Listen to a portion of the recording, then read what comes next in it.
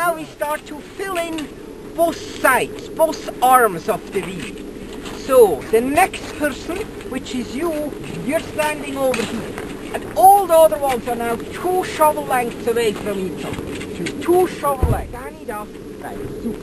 So next person, Takole Mano je zdaj razlaga metodo, ki pri nas že upam, da 2 leti teče, kar dobro je tečena. Izkopavanje zasutega. V tem primeru je 5 ljudi. Prva 2 sta za eno lopato narazen, vsi ostali za 2 lopate in vsi hkrati kopljajo. Se pravi, hkrati odkopujejo, čistijo in že pripravljajo prostor za ponesrečenega. Very inefficient, very energy consuming and very frustrating. What you're supposed to do is you need to use your body weight to cut the blocks. Instead of taking momentum, you take your body weight. The shovel blade should cut like a blade into the snow. So you hold it in a 90-degree angle. And the first time I'm not pulling back on the shovel because it will just ruin the shovel. As soon as I have done that, I step a little bit back and now I can break out the first block. And you see the rescuers which are in front of me, which transport the snow outside, they can get rid of this snow. They transport that outside of the V. And very efficiently and the first person has already touched the first visible contact with the very subject.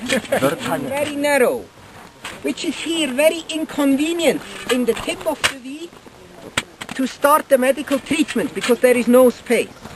So what you do, you take 2 rescuers here in the front. That would be the 2 of you. And what you do, usually with the shortened shaft, you start to work directly on the buried subject. And now you widen the tip of the V to the real outline of the buried subject, which you can verify from the point on where you have physical access and visual control over the body. Prva is going to outline a few important parts which come into play when you have visual contact. Okay, so our patient here is a 30-year-old man, 50 minutes burial time, somnolent, confused behavior, no more shivering, and an irregular pulse at 50 beats a minute. So you heard. Now, we have this patient with this condition. What is the problem with this guy? Heart attack, sunburn, no, cold. So you think hypothermia, huh? It's obvious, okay? And now, how do we stage hypothermia? We use consciousness, we use shivering, yes or no, we use breathing and pulse, yes or no, and in addition with the avalanches, we need to know whether this guy had free airways or blocked airways. This means whether this guy was able to breathe or not.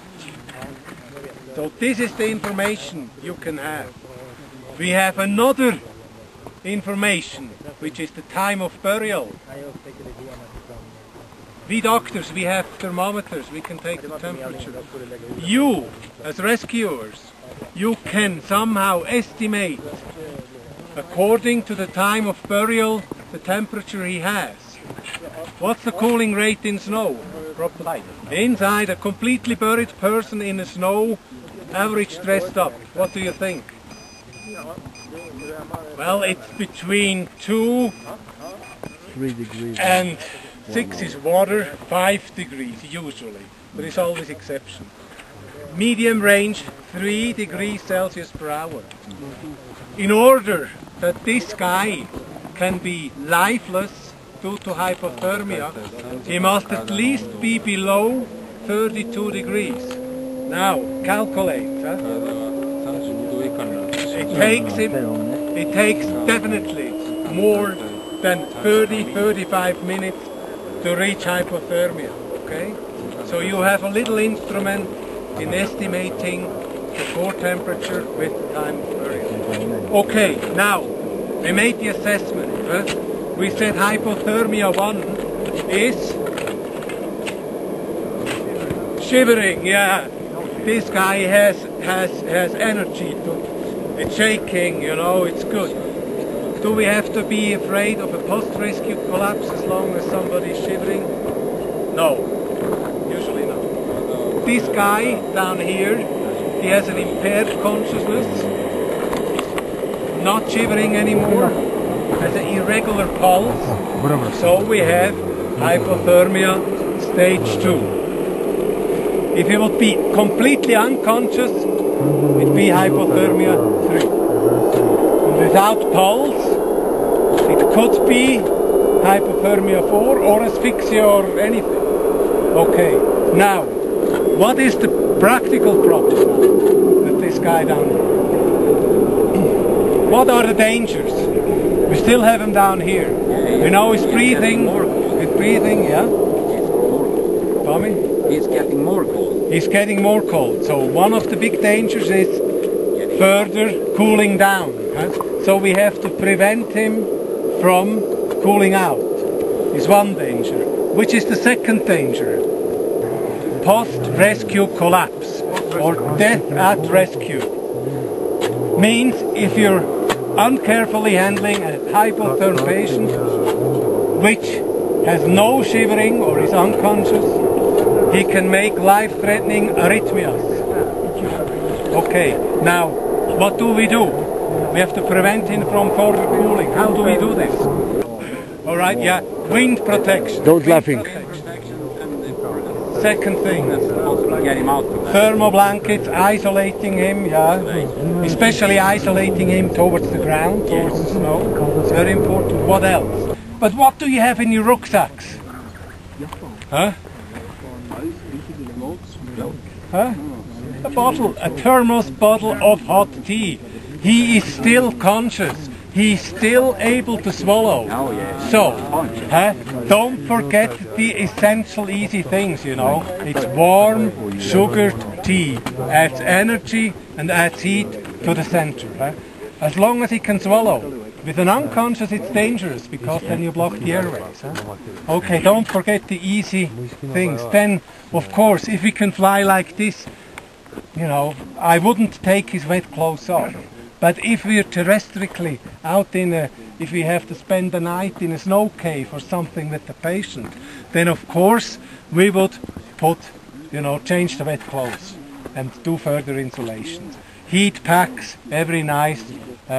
With the helicopters we have sophisticated means of warming and problems. As soon as the helicopter's here and can fly off again, the problems are solved for us. Okay?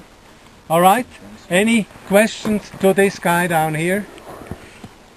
He made it, you know, and now you see as well, because he was breathing hardly, he was hypotherm, the time of reaching him is very, very important for his life. So it's very important to have an efficient way of digging yourself to the head of the patient. Alright, let's move over there.